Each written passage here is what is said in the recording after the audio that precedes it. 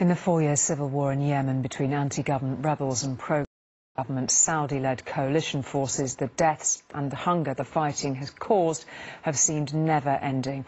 There has been a ceasefire around the key port of Hodeidah since before Christmas. It, though, has been tested by an attack this weekend on a camp in the north of the country for people escaping the fighting. Now, international aid agencies are again warning that the plight of Yemen's people is at risk of getting still worse. For the babies born into Yemen's war, it's difficult to be distracted from the struggle to stay alive. All they've known is hunger, so they are yet to learn to play. These youngsters have at least made it to a hospital where their malnutrition is being treated. But there are many more who are not as lucky, and that's why the aid agencies are asking the world to let them do more.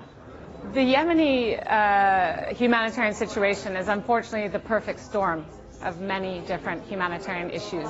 So we see internal displacement, we are seeing people being pushed to the brink of famine and at the risk of moving into famine.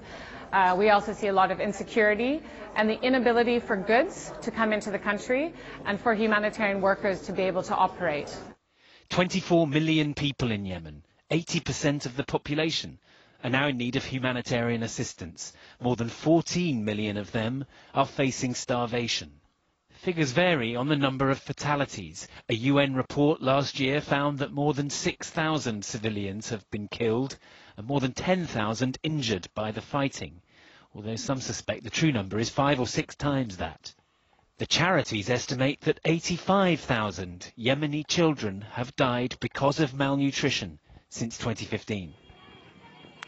The people who survive still find themselves engulfed by the crisis, homeless and dependent on the aid agencies for food and shelter. Abdul Thabet speaks in the tent that has been his home for 2 years. All Yemenis, he says, one way or another, are being destroyed by this war. A war where the different sides have found regional allies and weapons from yet further afield. The charities want all parties to the conflict to hear their message. Arms sales from both our country and from America are fueling this conflict, yes, and we have to think about how much damage is being caused to those local people on the ground before we make those decisions to sell more arms. The warring sides did agree to a ceasefire last month, but it is yet to be fully implemented. The UN says the political will to end the conflict is stronger than ever, and Yemen's children may yet learn to hope.